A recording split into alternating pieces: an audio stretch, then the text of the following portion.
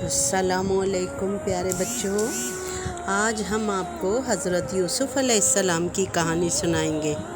अल्लाह के प्यारे नबी हज़रत यूसुफ़ अलैहिस्सलाम बहुत ही पसंदीदा और प्यारे नबी थे। वो हज़रत इब्राहीम अलैहिस्सलाम के पड़पोते, हज़रत इसहाक़ अलैहिस्सलाम के पोते, हज़रत याकूब अलैहिस्सलाम के बेटे थे और हज़रत इस्माईल और हज़रत लूत अलैहिस्सलाम भी रिश्ते में उनके दादा लगते थे। देखा बच्चों आपने, इनका तो पूरा ख़ानदान ही नबियों वाला था कि इतने सारे नबी उनके ख़ानदान में थे। हज़रत यूसुफ़ अलैहिस्सलाम के 11 भाई और थे, 10 बड़े और एक उनसे छोटा, मगर उनके वालिद हज़रत याकूब अलैहिस्सलाम सबसे ज़्यादा उनसे मोहब्बत करते थे। इसकी वजह हज़रत यूसुफ़ अलैहिस्सलाम की समझदारी, उनका अखलाक और दूसरी बहुत सारी खूबियाँ थीं। एक दफ़ा उन्होंने अपने वालिद से कहा कि अब्बा जान, मैंने ख्वाब में देखा है कि सूरज और चाँद और 11 सितारे मुझे सजदा कर रहे हैं। उनके वालिद ने कहा कि बेटा, ये ख्वाब किसी और को मत बताना। अगर तुम्हारे भाइयों ने सुन लिया तो कहीं तुम्हें नुकसान न पहुंचाने लगे, क्योंकि उनके बड़े 10 भाई जो थे वो बहुत उनसे जलते थे। उसकी एक वजह ये भी थी कि हज़रत याकूब अलैहिस्सलाम हज़रत यूसुफ़ अलैहिस्सलाम पर बहुत तवज्जो देते थे और मोहब्बत करते थे उनसे।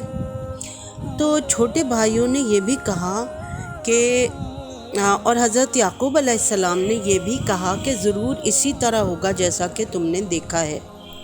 थोड़े दिनों बाद एक दिन हज़रत यूसुफ़ अलैहिस्सलाम के बड़े भाइयों ने आपस में मशवरा किया कि ऐसा करते हैं, धोखे से हम यूसुफ़ को जंगल में ले जाकर कत्ल कर देते हैं और तौबा करके फिर नेक बन जाएंगे, वरना तो हमारे वालिद हज़रत यूसुफ़ से ही प्यार किए जाते हैं।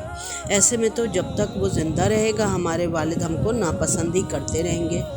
इस पर उनके सबसे बड़े भाई ने कहा कि भाइयों, ऐसा करो कि जान तो ना लो, यूं कर लो कि किसी अंधेरे कुएं में इसको फेंक दो। किसी दूसरे इलाके का कोई काफ़िला आते जाते उसे निकाल कर अपने मुल्क में ले जाएगा और ग़ुलाम बना लेगा, तो इस तरह हमारी जान भी उससे छूट जाएगी और हम कत्ल के गुनाह से भी बच जाएंगे। सबको ये तजवीज़ पसंद आई।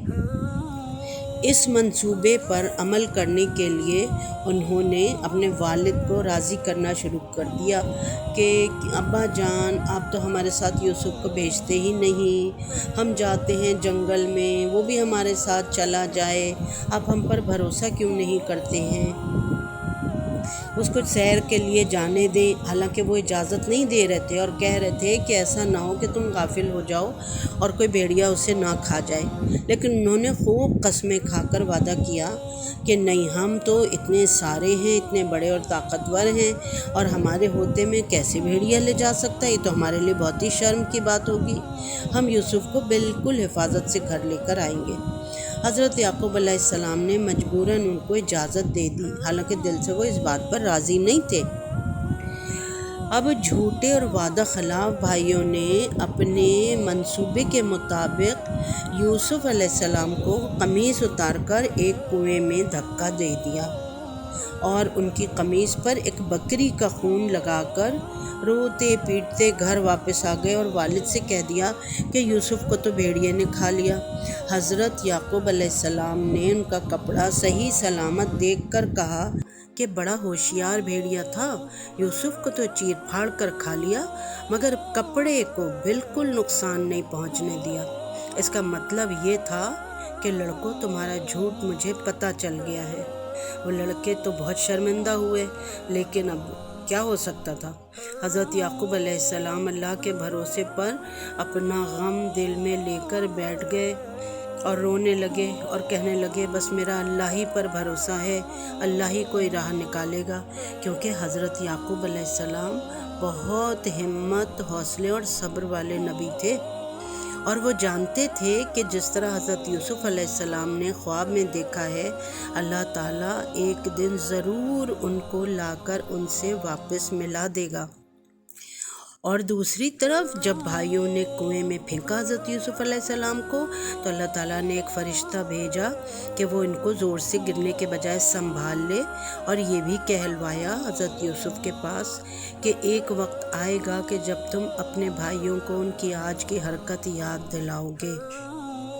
تو پھر اس کے بعد کیا ہوا بچوں کہ حضرت یوسف کنویں میں گرے۔